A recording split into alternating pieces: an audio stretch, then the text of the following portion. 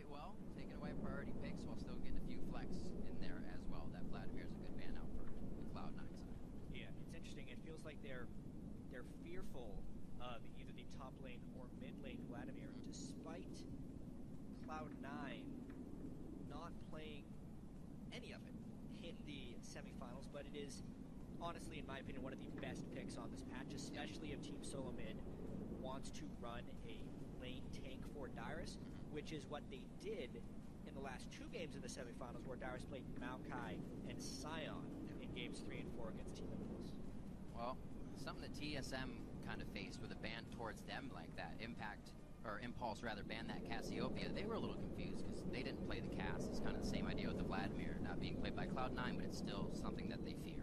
That Janna actually gets banned out too, so Lustboy gets hit with 2 along with Dyrus's. They are targeting, surprisingly, Lustboy's support champion pool. We know Lustboy is a very good disengaged support, but with the Nautilus ban being thrown on elimination, that was actually Lustboy's 3rd support. So they're now pushing Lustboy down to number 4, and those target bans at support also suggest that Elimination may have been working on something special. He is usually the first one in North America to pull out supports, and we were talking a little bit about a potential support Kennen, which maybe we'd see from Elimination now that all these supports are banned out.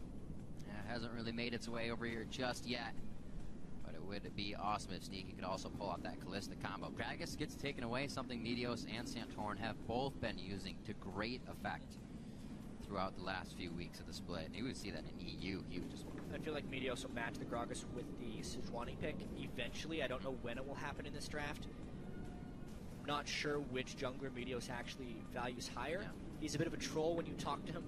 I was trying to ask him about it, and he asked me, which jungler do you think is better? I said, I think Gragas wins. He smiled and said, we'll see about that. We'll see about that. Well, I like the fact that both teams are like, the junglers are going to play something that's going to be good anyways, so let's ban out other lanes, and the junglers can get to pick what they want. No jungle bans here, so that Gragas goes over, and we see Cloud9 now with the Maokai and the Urgot to come out.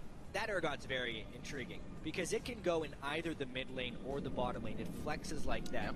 Wild Turtle also had a really bad time in laning phase against Urgot when Apollo played it in the semifinals. It also opens up the possibility for Cloud9 to build a heavily tanky team, which would diminish Bjergsen's effectiveness if he picks an assassin. It's actually very, very potent from a champ select and versatility perspective to have Urgot locked in that early. Well, Dyrus is saying, yep, beyond Lulu once again. Let's do it. Keep safe in the top lane and the Kog'Maw. They literally are sticking to their guns if they pick the Kog'Maw here. Within the video they just released, they said if we ever get that composition again and we have a Lulu, just pick the Kog'Maw. It'd be crazy if they actually just stick with that. They do have some protection stuff ready to go with it. Nami too. They almost, oftentimes, I say a team is best served by just locking in the champions immediately. But I think it was a little bit of a mind game there, hovering the Kog'Maw, saying, you guys don't want to pick all tanks, we'll just pick Kog'Maw. We're going to do it. We're crazy. But honestly, Lustboy being pushed down to his 4th support, Nami, is a throwback actually more to last split, where he played a lot of Nami. And it is also good disengage against a tank team, which Cloud9 is building up real fast. World of Tanks team. Look at this. Sejuani and Braum as well. So they're bringing the ice with the last 2 picks there. Going to be a great fight composition from Cloud9, something they have a forte in. Yeah, that'll be interesting. Now the question will be, how does TSM counter this? You know, Vladimir is already banned away. He's good against a lot of tank tops. You want to be able to build something that does sustained damage, AoE damage, or shredding damage against a tank. Orianna Kog'Maw is pretty good, but it makes them have one source of threat. Ziggs in an 80 carry would punish their grouping aspect. That's something that Cloud9's team is going to do. It's going to group heavily. So therefore, Ziggs and Jinx right there, that's a lot of AoE damage that could maybe punish a tank ball. You were correct that Turtle had a hard time against that Urgot, but once they got out of lane, he was definitely racking up the kills with a Jinx. So he will once again pick that Jinx. We'll see if this is actually Sneaky's, though. I like the Ziggs a lot more compositionally, but in order for Bjergsen to be on a playmaker who can roam and impact lanes, Ahri is his style of pick. That's more of a pick that is just saying he is going to be high and be able to impact other lanes. Not as much about the team fights, because if Bjergsen can win the lane, then he will have the impact in those team fights. Well, hopefully they can get a little bit of wave clear for Cloud9 in this last pick. Not a whole lot represented by this tank lineup that they're bringing to the table just yet. They can sure fight a good fight, though. Well, now we'll get to see whether they pick an AD carry or a mid lane, which will define Cloud9's team composition. We've been wondering what High breaks out. What if they did a Corki mid here and then threw Urgot in the bottom lane? Corki was High's best pick, pretty much. Just say that is still left up. Or just speed for the Tonks. So there's their wave clear. Yeah. That's really interesting. I can't wait to see High's Urgot here against Ahri. That's maybe what's going to make or break this game here, because if High can prevent Bjergsen from roaming, the tank ball in teamfights could be overwhelming from Cloud9 since they get the Sivir speed behind it. But looking at TSM's team composition, it's a lot of comfort champions or old comfort champions.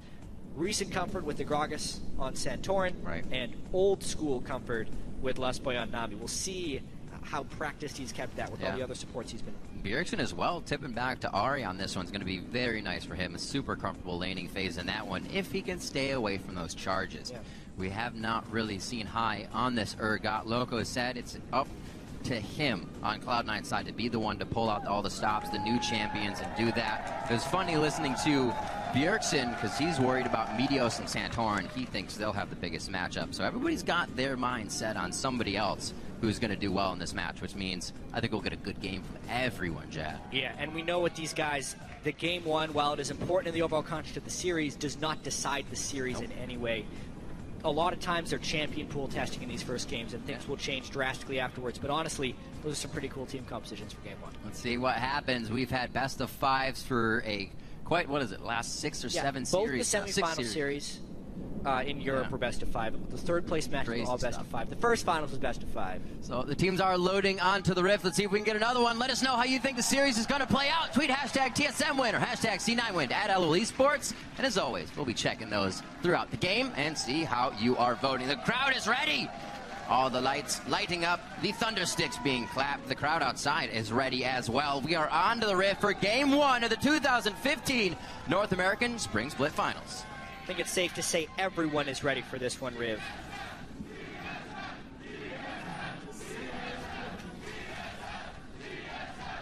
Man, I wonder if it separated TSM inside and Cloud9 outside. No, I think that's just all TSM fans. I didn't really hear any chants. There are a lot of Cloud9 fans, but there are many more TSM fans, as we have learned. Woo. Just got to get it calibrated and figure out where everything is. Scope was off a little bit. So the early wards aren't getting too deep here. Santorin's obviously able to just brute that one in.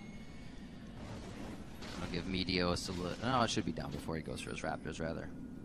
So nothing big coming from anybody in the early game. Turtle's going to sit towards the top lane, and it does not look like we're going to get the 2v2 matchup here. Yeah. One of the nice deeper wards, though, that was placed there by Santorin was actually trying to stop Maokai from stacking saplings and taking the Raptor camp. Oh. Somewhat risky ward to get in there, but the fact that he has done so will deny balls a little bit. We're talking about balls being on the Hecarim and being on something that can carry to the Maokai this time. Still do a sufficient amount of damage. Yeah, I mean, he didn't get to play it that much, the Maokai that is, only 2 times in the semifinals, but throughout the ending of the regular season, the Maokai was the pick for Cloud9 to lock in with their very first choice. The fact that they were able to just kind of get it this time without having to put a huge priority on it, first pick Gragas being over on the other side, is rather valuable. Lustboy trying to do some Nautilus things on Nami. Still working with water. Not the same. Not a problem. I think. Just being smooth. I don't think he's going to get too far in this one. Just knowledge of what Cloud9 is doing and at what speed. Elimination's going to try to do a little bit of his own scouting here as he heads down towards the bottom side of the map. Looks like they are out already. He doesn't even get You can tell these guys practiced a lot against each other because they got the same ideas with what to do in these lane swaps. Honestly, TSM wins out on that a little bit. Basically, Lemonation's invade was later, And even though he stole one tiny little raptor, the camp itself wasn't stopped. Whereas for Cloud9 here, they forewent doing the raptors and ran straight to the other side of their jungle. Therefore, it's actually the TSM duo jungle here of Darius and Santorin that are ahead on experience. Scuttle, yeah, given over to Meteos. Play that well. Looks like he might get a ward over the wall here, and yeah, they are going to quickly get this. Lemon Nation's ward towards red, definitely giving them a little bit of help to make sure nobody else comes in. And 3 wards with the Scuttle Crab is all they need. With a level 1 support too. So really low experience values here early from Cloud9. There will be more experience, substantially more experience on the side of TSM. And for a Dragon, they get first shot at ganking high here. Gragas Flash E is one of the most lethal ganking tools. Ooh! So that's one way to stop it. Yeah. Is if High... That's all credit to High there, actually, for avoiding that gank. Because Odd One is watching as well. Oh, yeah. But because he knows that the Gragas gank, early game, if he Flash E body slams you for the stun, it's almost a guaranteed death because Bjergsen would charm him for sure. And when Santorin was body slamming in, he wouldn't have been in range unless he flashed, but High respected it, flashed anyway, was able to get it alive. Hey! 1-2 miss there. Darius is going to be able to have a bit of a split in the uprights on that one, and TSM looks like they can get out safely. They have to be careful what's really happening here, though. Can they get out in time? They're still going to try to take down Darius. The Ignite is on. The Ignite is ticking. Is it too little? And he stays alive with the potion just chugged at the right time. If not for the 3-man bubble from Lustboy, which he flashed in for, Darius was dead for sure. So Lustboy supporting everybody but Wild Turtle early on in this game. Yeah, Lustboy doesn't even need training wheels back to these champions. He's just straight off and running. No mistakes, all plays right out of the gate for him. A nice hit by Bjergsen. He needed that 5-4 in this lane, not too far behind, but he's been taking those corrosive charges a little too much, and High has that upper hand. 34-25 in the mid lane right now. So Turtle freezing away in this top lane, shouldn't really see any trouble for quite amount of time in the game here. So he should be big for TSM come mid late game. And someone who is not very big right now for Cloud9 is actually Balls. Level 2 on Maokai, everything has gone against his farming early on in the game, which typically does not work out for Cloud9 when they need him as an initiation threat. Think about the very early jungle. Lustboy pushed him off of the Raptor camp. He couldn't share that. The first experience Balls actually got was sharing the wolves on the other side of the jungle. Then he never even got lane experience because the dive was shut down. He never got kill or assist gold. And now he's set up in a lane against Lustboy and a level 5 Jinx. There is no way he gets meaningful farm in the next few minutes. TSM getting everything to fall into place accordingly. And that ward early from Santorin towards Raptors was a pretty big catalyst to make all of this come to be.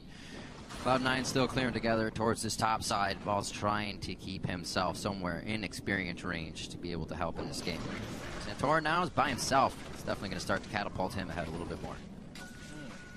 That first pick Gragas and Santorin, he played it in all 3 of TSM's victories in the semifinals against Impulse and shut down Rush, who had been a jungler who was on complete fire for the last half of the split as well as the series against Gravity. Santorin exhibits a large amount of control on the map on Gragas, both from just his clearing but mainly his gank potential and his consistency as a player, all coming in huge on the jungle Gragas. Yep. We really haven't seen too many woes with these teams. Santorin's kind of the biggest woe right as IEM hit before the season started was really all that TSM had to work on. People thought that he might kind of just be in the back pocket of Bjergsen all the time. Santorin won't be something TSM needs to grow, but I think he grew a little bit faster than everybody thought he could. Yeah, an unfortunate tech issue. High spilt his drink on the keyboard, so classic mistake for the home game. Urgot is so sloppy. God. Get control of yourself. Yeah. Prompting this pause. Not a problem. That's unfortunate. Really. At least it's not kind of like an emotional thing. You're just like, oh man, now I'm really in for it. It's just kind of like, whoops, we're good. It's actually surprising that this hasn't happened before. I mean, think of all the LCS games we've had. Well, we took the banana away from Lemon Nation before anything could happen last time, so. See, he's trying still to move getting it up, support. make sure everything still works. Maybe they'll get him a replacement keyboard. We shall see.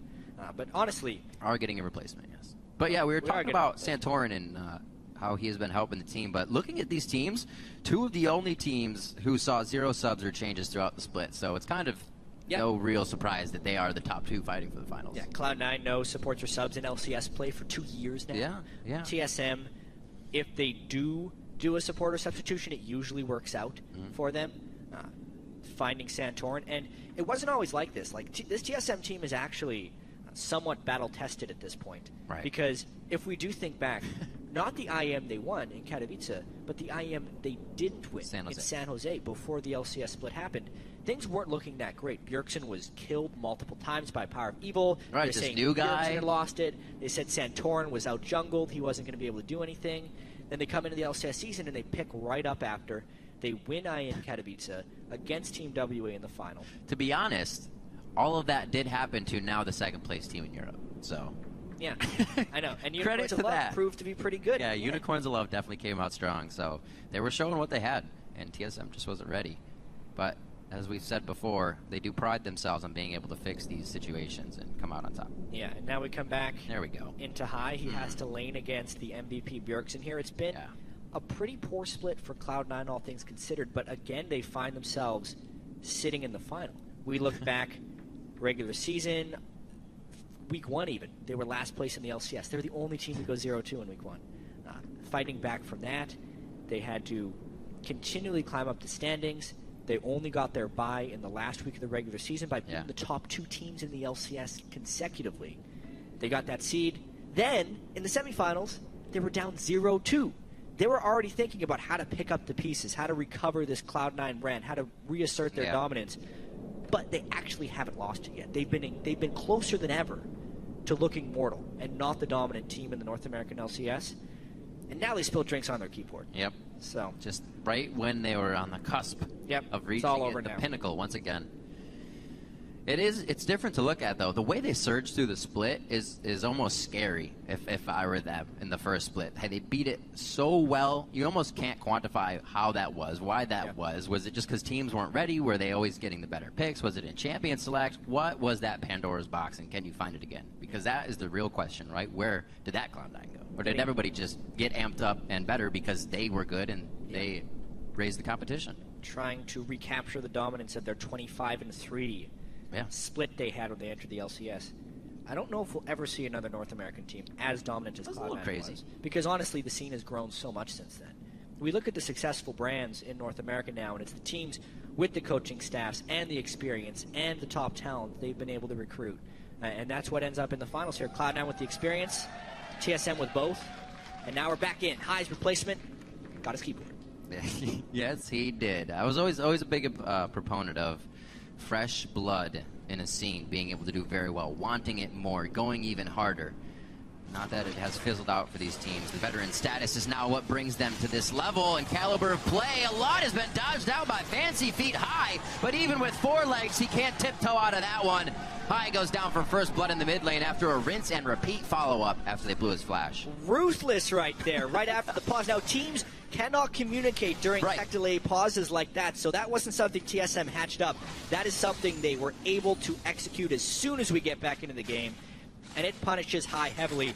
Bjergsen with first blood is never a good thing for the enemy team. Never a good thing. He also doesn't really have to just throw anything towards magic resistance right away, so he can go ahead and build ability power and be even more of a menace here if he wants to start to get the roam on. Waiting for that 6 on Santorin still until we get another big gank from him. But everybody on TSM happy with how that went, and really not looking to push it too hard. We're going to get this top lane with a bit of damage. Actually, we're going to let the wave just clear out. We might even get the rotate to bottom. Yeah, Mita's going to try and pick up that free farm. It's, again, unfortunate that this isn't going to the Maokai, who is being more and more denied. Overall CS, 10 CS and level 4 on the Maokai, as the TSM vote is still 2-1, basically. And for good reason. TSM playing this early game quite well. Experience leads throughout. Even the first blood gave him the goal lead. The Dragon was given up for that experience, for the most part. Now, BF swords on both AD carries as well, who have been farming at a pretty reasonable clip since they're not laning against anyone. Safe days for them. Wild Turtle is happy to do that. And without Sneaky really being on that Lucian, we usually see him take a back seat as well. Looking at that lane now, a nice bit of trade damage going over to Lust Boy, but they have all the mana in the world to stay in this lane, and with 30 seconds here, I'm sure one of them would love to get that damage trade in their favor to make Dragon a little bit easier. Rotation already towards the bottom side from Santorin, but he is warded out nicely by, I believe, Lemonation's work down there. Slowly coming in for the gank. Another spot out here. They've already got the pings. They are pretty much ready. Meteos is top lane though, so they may still try to go for this bottom side, knowing the aggression is there and they could be safe for the dive. Whoa, Dyrus, that was unnecessary, man. Dyrus blows his ultimate. Maybe the length of the chase scared him too much? Yeah, he's like he's gonna have backup if he's being this crazy. You can't see high in mid lane. Yeah. Ari had moved away. Interesting. Something they may be able to use here. Good timing to happen at Dragon. Because of the length of the steal though, TSM able to steal the blue buff as well as prop up the Dragon take. So, while Dyrus' ultimate was unnecessary, Meteos' chase was even more unnecessary. I think Meteos was tunneling a little bit on giving Balls space to farm by getting Dyrus out of there, but it did cost them pretty heavily there, losing blue buff to the enemy mid laner, as well as the Dragon. Everything happened in a matter of seconds. You think it's going one way, then the other. TSM makes a good move for Dragon, and with the kill, now a Dragon in the lead. It's giving them 600 gold. Staying out of the way of Lemonation here. Both supports about to hit 6 in that bottom lane. Things could start to get crazy. Junglers are hovering that bottom side of the map and already have had a bit of hand in the first bloods we've seen, Santorin being in that mid lane. And both Santorin and Meteos have game-changing ultimates on these junglers. Something they actually used awesomely in the semifinals. Santorin's Gragas ults were perfect, and when Meteos was on Gragas, he was landing great ultimates as well. We've seen Sejuani completely swing team fights before as well, and it will be incredibly important where those ultimates are used and if they can give each team an advantage, because right now, when TSM has that small lead, they're so good at stretching it out. Yeah. So unless Cloud9 makes a play with the Sejuani ultimate that is not counter-ganked by Santorin, they may die a slow death to Bjergsen's arc. That's one thing you get out of Bjergsen over and over again is a reassuring voice. If we keep doing that, it's something we'll be able to get. Just keep poking, keep ganking mid, and TSM is able to stay on that kind of course and not divert from it. Really is something that keeps them in the game and allows the lead to grow ever so slowly. Raptor buff taking out the bottom ward. It also delays Sneaky's back here, so they may be able to get a little bit of action on this turret. It may cost them a lot of this turret. The turret no longer has that extra resistance because we're 11 minutes into the game. And also, Lemonation had to back away early. All this pressure that Meteos is throwing up in the top lane is being really easily countered and outplayed by TSM. We've seen games where Balls gets focused like this, pushed out, level, very under-leveled. Now he's got himself back up to level, but too many resources have been put back into that for it to work. TSM outplayed slightly in the early game, which put Balls in a hole, and instead of just leaving Balls on his own, Cloud9 is putting so many resources into making sure he is a person in the late game, instead of just like a baby sapling tree. So with that, not many rings. Instead of TSM putting resources into keeping him down more and more, TSM just putting resources into giving everyone else an edge. By the time Balls matches up with Dyrus, which he kind of is now, maybe all the other lanes for TSM will be ahead, which is the TSM game plan. Get the other 4 people ahead, let Dyrus fend for himself and go even. Yeah, always. TSM's plan, Dyrus fend for himself, indeed. And with these turrets dropping now, as we see the first one go down just a bit ago for Wild Turtle, Jinx can start approaching these turrets faster. It's going to be even a bigger surge in gold, and those turrets are going to fall down real quick. Bjergsen backing on a ward. I don't think Cloud9's going to be able to work off of any of this. They're all kind of in their own backing position themselves. So, didn't expect this slow of a first game, but both teams are definitely giving each other a lot of respect. Yeah, they're definitely just taking it slow, not trying to take too many risks. These teams they're very different than Unicorns of Love and Fnatic, strategically, to put it in some finite terms. Honestly, these guys just don't fight as much as Fnatic and Unicorns of Love do. They have heavy vision games that evolve around each other. Cloud9 actually won a lot of games in the middle of the season with incredibly low kill counts. That's very true. has been known to play that way as well. When the team fights break out, they will be explosive, but don't expect them to just happen out of thin air. Going to be difficult. Ball's just on charging up that Rod of Ages, but Catalyst giving him a little bit of HP. It looks like maybe needed in what could be this 4v2 fight in the top lane. 2 in the mid here. Bjergsen, or rather High and Elimination are hanging out there as Bjergsen started to rotate, but he pulls it back. They could still get balls off of this chase. Bubble hits, but it doesn't seem like they took the steps to actually take him down. Oh, hello. Yeah. Cloud9's got to try and make a play here. It's on Dyrus. That ultimate is still up for him. He can get the wild growth on. I don't think it's going to be enough as a Winter's Bite and concussive blows just equal out to the stun. And Dyrus goes down. So Cloud9 get a trade on the bottom side for a turret, but they've lost another one up top as well. Good job right there for Cloud9 to get aggressive right as the turret was falling. Dyrus needed to fall away from that turret to not be at risk for that engage. But now that 2 big ultimates have been blown by Cloud9, TSM looking to maintain the pressure in the mid lane. Every time you put something into Dyrus, TSM will take from you something else. No, always.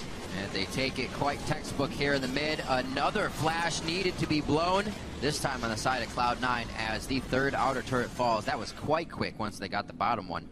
And that's going to put quite a bit of money over onto Bjergsen and Wild Turtle. Both of them has 1,000. And Santorin just hit that as well. So burning a hole in their pockets, they decide to stay on the map for a little bit longer, get the vision they need to make sure Dragon is all covered. Yeah.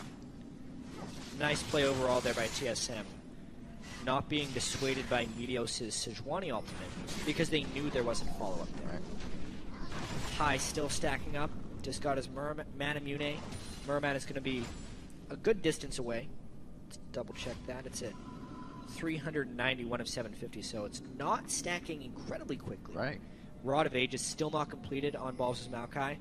Not going for the Righteous Glory, so trying to get a little bit more damage in good there. That you just got that done. Relying on the Sejuani ultimate instead of the Righteous Glory initiation. Maybe a Righteous Glory from Lemon Nation. Cloud9 is trying to bide their time, but they're honestly in catch-up mode.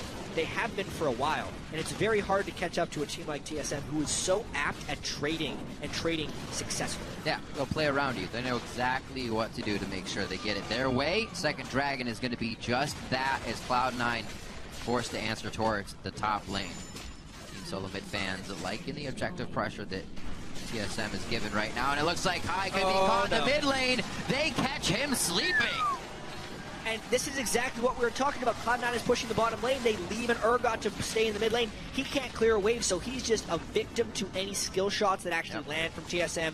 They get another turret. They may get another interior turret. And it is all about the trading right now, but every trade is in the favor of TSM. Bjergsen plays Urgot a lot himself and fared well against High in the mid lane. 30 CS up as both second tiers are being pushed on either side. Cloud9 is kind of squeezing these, I wouldn't say advantages, but ways to cling back into this game just as TSM gets all of their advantages. Small things towards Cloud9, big steps for TSM. And specifically because of the style that TSM likes to play, maintaining vision control of the enemy jungle, rushing at people, and getting picks with Bjergsen's Zari. That's the style they need to do. And with 5 turrets killed from TSM and even 3 from Cloud9, the map is opened up substantially, which leaves many more dangerous corridors to walk down for Cloud9 and only increases the risk of Bjergsen being able to punish them for Ahri. In an ideal game, team comp versus team comp, the turrets aren't being traded if you're Cloud9. They want it to be a condensed game, a smaller game, so the tanks can actually find team fights again and again over knowable objectives. But when the map is this open, it actually favors TSM, which is why they've been so willing to trade these turrets. Just able to find Cloud9 at any chance. Ward's already on the bottom side, so they know Maokai will be teleporting into this next fight. They could once again zero somebody out before any of that happens. But they're not moving without safety. Always making sure wards are cleared here. Making sure they have the advantage on that side of the map. Dyrus finishes up Athene's quite a bit ago. Trying to be still useful in this game after getting pushed around quite a bit. Good stuff. Still, that first kill onto Bjergsen is something that Santorin focused. Team SoloMid wanted to make sure that High was not a factor, and Bjergsen had an edge. Santorin traded flashes with High early on in the laning phase. Right. They got the return gank before High's flash was up, about 30 seconds before his flash was up. So they were definitely keeping timers on that flash from High in the mid lane. And those are the only deaths of Cloud9 this entire game. They have been trying to avoid the pick potential of TSM, but in doing so have taken some unfavorable trades, which now make it harder and harder to avoid the catching, roaming team of Team SoloMid. Hit the shot caller and hopefully silence him as well in the process. Towards the top lane, the Zap will not make it across, but Vision allows them to know they can go for the Gragas cast. That's onto balls now. A little bit too much defense for them to break through those tanks, and quite a few ultimates used by TSM there. What an awesome matchup of junglers right there. Santorin landing a great ultimate on balls, but then because Meteos landed his ultimate on Sejuani, he neutralized him. Two good junglers there making some nice plays. Fan zone, very sunny outside it seems, enjoying the matchup. Bit of heat out there as TSM putting the heat on Cloud9. 20 minutes into this matchup, already approaching the last second tier turret. A little bit of a TP coming in, but that was also seen. Dyrus says, I am right on your heels. Who needs the wild growth? I got speed, I can give it to you. And it looks like they want a bit of the fight. Knowing Lemonation's Glacial Fisher's coming out, they back out. They disengage for a second, and both teams now are kind of creating a line of scrimmage to say, who's next? They kind of realized they were out of ultimates when that fight started. Neither the Sejuani or the Gragas could add to that one. And Ball's also TP'd in without home guard, so neither team wanting to fully commit to a fight there. And they end up just delaying each other. A lot of respect. Bottom wave needs to be cleared out here for Cloud9, so this actually works out nicely for them that they can, relieve a little bit of that pressure and start to get some breathing room. Baron is up. We've seen some very, very, very early Barons here throughout the finals, the playout, rather, through the final games. I should say, third, fourth place yesterday and the semifinals. Doesn't seem like anybody's too worried about it here. Scuttle Crab averting from Dyrus. Can't get it. Sneaky farming pretty well. Matching Wild Turtle. CS for CS, but unfortunately Wild Turtle's got that kill on him, so a 300 gold edge. Both these 80 carries, the main damage dealers for their teams throughout the year, if we look at damage dealt to champions as well as kills. Wild Turtle had more kills, deaths, and assists than Sneaky during the regular season. Every category just plays crazy. Whereas Sneaky had a higher KDA and better CS numbers. Honestly, we're kind of seeing something similar in this match, but as much as we talk about Bjergsen and High, this game is just as much about Sneaky and Wild Turtle. These guys have both stepped up in really big ways this year. Probably the two best 80 carries in North America now, going head-to-head in this classic TSM versus Cloud9 matchup. Yep. Saw him quite a bit on different 80 carries, spot. but now James Silver. What a hit from the ultimate from Meteos! TSM is locked up and now retreating as Cloud9 is trying to get the cavalry to approach on this, and they cannot get through the choke point as TSM made their way out very fast after losing Bjergsen. TSM is lucky to only lose one player after that initiation. Cloud9 going to try and push down this mid turret as fast as possible because there's a dragon objective up as well. They have a very small minion wave, but it doesn't look like it's going to matter. They have enough damage. They should be able to get Dragon here in a very big move. Completely evens out this game. Next few turrets are going to be really big. The fact that Cloud9 can posture outside of the Dragon with that many missing turrets, they're missing 4 turrets on the Dragon side of the map that is all danger walking through. But that specific corridor is actually where they want to catch a fight. TSM lost a fight in this spot to Gravity during the regular season against an Urgot. Wow. 4-man Sejuani ultimate.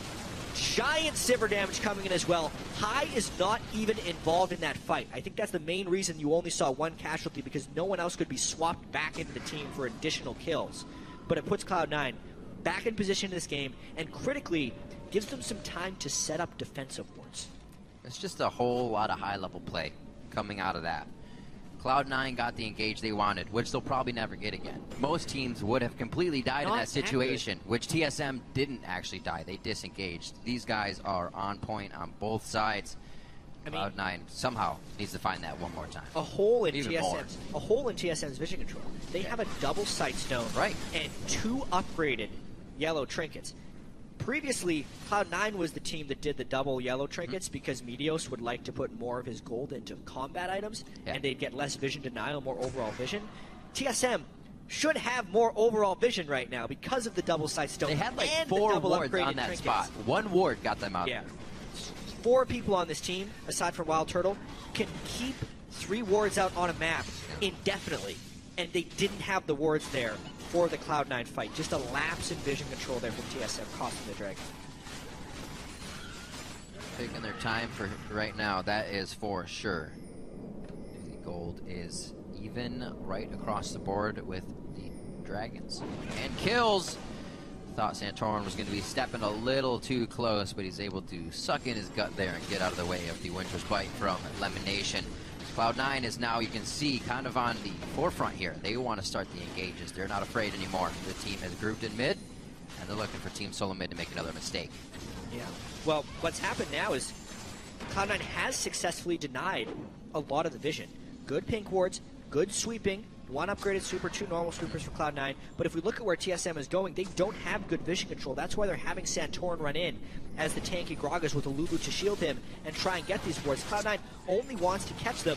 It's a big game of give and take here. TSM has already traded the majority of the objectives, so there's not much more trading they can do now that they've lost vision control. Right. You saw him, Santorin, do it once again there. Almost put them in a scary position. You see Whimsy and other speed-ups being used, saying, shouldn't be here. Once again, Cloud9 approaches. These guys are just lining up for the fights. Good thing they cannot see Sneaky right now over at red. I'm pretty sure that would be a nice engage for Team SoloMid to hit on. They stave this one off. The thing is, it's very tricky for TSM to find an initiation without vision control. If they're just walking straight up to Cloud9, they can't really get through the tank lines. They need to pick off one person at a time. What a bold Baron call here by Cloud9. I'd expect them to peel for a fight, but we haven't seen them find fights recently. We'll see here. Do they burn Severall? Heismer Amana just popped through here. Big boosted damage for Urgot coming into this. Can they get it on the choppers without hitting? Righteous Glory doesn't really get him there. Meteor with a 5-man Sejuani ultimate. If TSM can make it through this, they got it. But Cloud9 is locking them down. Bjergsen on the outside. He gets swapped in with the position reverser. How is TSM still alive in this one? They are doing everything they can, but Cloud9 closes the door on that fight. A 5-man Sejuani ultimate. Have you ever seen a better Sejuani ultimate in competitive play? He did the ult flash as well to make it point blank and faster. Beautiful initiation there by Cloud9, using their movement speed, catching everyone, and then running them down for the rest of the team fight. Absolutely incredible plays here coming out of Meteos. Struggling in the top lane to keep balls in the game and then taking control of the mid game by himself there with 2 huge ultimates. One from the blue and now that second one. Let's see it again. Game-changing plays right there. They walk around the choppers. Watch this. Ooh. Okay, so what he did is he actually flashed Q'd to get in point-blank range and then just hit his ultimate. So he didn't actually instant cast the Sejuani ultimate, but the effect was the same because he was right next to TSM when it landed. The explosion radius stuns 5. At that point, Sneaky was able to get into the brunt of the TSM team without them getting protected, while Turtle did not do enough damage. Therefore, Sivir ran him down, and my goodness, that initiation from Cloud9 was legendary. Said it earlier, Jat. 2 words. Game-changing. These junglers have game-changing ultimates, and I think we just saw that happen for Meteos. I can't believe he hit all 5 people. Like, TSM has been disengaging so well this entire game, and Meteos has landed one ult on 4 and another ult on 5. TSM does need to spread out a little bit. I think that's one thing we've learned here. Now with Baron Cloud9 trying to siege, it's going to be tough. It is going to be very tough for TSM now to reassess how to get back into this one.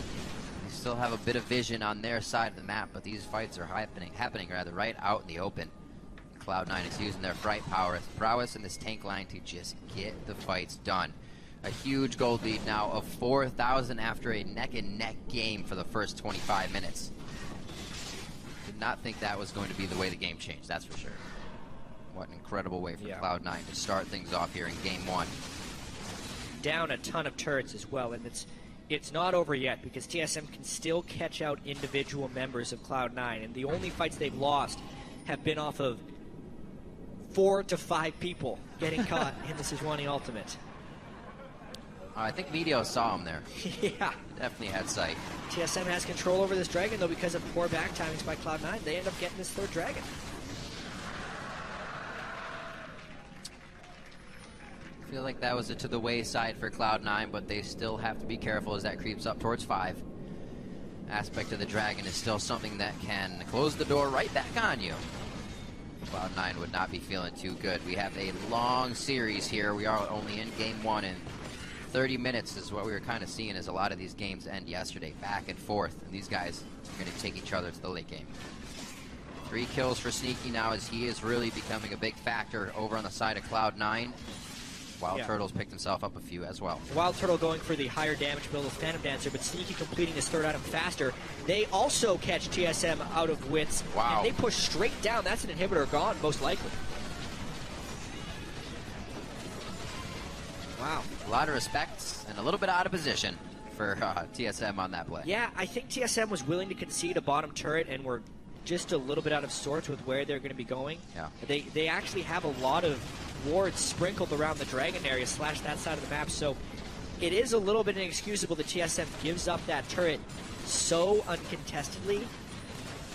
But with that inhibitor down, that is mission successful for Cloud9 with the Baron buff. They can now use that pressure of super minions the next time a major objective comes up, like when the Baron respawns. See what kind of items everybody's getting in their inventories. Definitely synergizing with the team is kind of the name of the game here. Lockets, Righteous Glory coming out, something that can also complement league champions on your team. It's been the focus as well for both. Lustboy has focused the Mikhails as well to get that position reverser off of whoever is going to be targeted. It's also to just stop the Sejuani ultimate. Yeah, that too. Well, hopefully you're not all 5 in at that time. Please no. So we almost have the Zanyas onto Bjergsen as well, kind of just behind on core items that would make these fights a lot easier for themselves. Dyrus had that needlessly large rod, which he kind of passed up the Lucidity boots to get, but has finished those now. Turtle! Uh-oh. Put the shell on! This could be bad! This would be great for balls as well. He needs to get something to get back into this game. He's been benefiting from everybody else. Oh, I'm gonna give it the high! Assist money is still good money. Yeah, this is a situation where TSM couldn't trade something back, so they have clearly lost control of this game. When Wild Turtle was out too far trying to farm that wave. There's a lot that TSM has lost here, all because of Meteos' ultimates. And we kind of knew when Meteos picked the Sari that for TSM to win this game, he was going to have to win lane, transition that advantage to other lanes, and then use vision control to continually catch off Cloud9. The first thing happened. He won the lane with the Ahri. As far as transitioning to other lanes, not really, because Cloud9 was trading objectives, which would have set up the third play from TSM, which is starve the enemy out of vision control, get picks, use those picks to catapult them into objectives. But as TSM was going for those picks, miraculously, Cloud9 worked around TSM's vision net. Meteos landed several good ultimates, and now the vision net is gone. So in full 5v5 team fights, TSM, unless they play miraculously and Cloud9 misses some big ultimates, TSM is destroyed in those full 5-on-5s. Therefore, they've kind of lost their main win condition and are now relying on Cloud9 to make a mistake. That early game of Sejuani in the top lane was what TSM worked off of. They dropped all 3 outer turrets immediately. Like you said, no roaming. I think Bjergsen's and the team's focus was to take down High too much. Those 2 kills kept him to the 2nd tier turret, which easily becomes roam, right? After that first tier is down, you get the inner wards, and you're all over the side lanes. High is down 80 CS to Bjergsen. I mean, we can see that they shut down his Urgot, but without the focus, they're not dealing with other stuff. TSM scattering this time. No 5-man Sejuls today. The pop on Santorin, that's his flash. Explosive cast goes out to try and save his life. It's a nice set of chompers from Turtle. The tsunami as well from Lustboy coming through, and they may be able to just retreat into the base. That would be the best of the situation for them right now. On to Lemon Nation. That's going to be a lot to take him down. Cloud9's not able to get anything out of this. They're kind of floundering around in mid right now. They were trying to take the minions. Lemon Nation did not get the backup of his team right there. Re-engage. Going on to Lustboy. That's the blade. Almost the boomerang coming in from Sneaky. One more shot. He is able to get Lustboy. Turtle falls. And Cloud9, they don't back up. They go right through the front door. And the super minion can make this the game for them. Kai held on to his position reverser for so long. He waited for Bjergsen to try and make a play. They slowed down Wild Turtle Balls with the reinitiation. That's why they kept the Maokai in the game. Cloud9 takes game 1. What a swap from a great early game from Team SoloMid to come at 33 minutes. Cloud9 turns the game on its head and takes down TSM for game 1.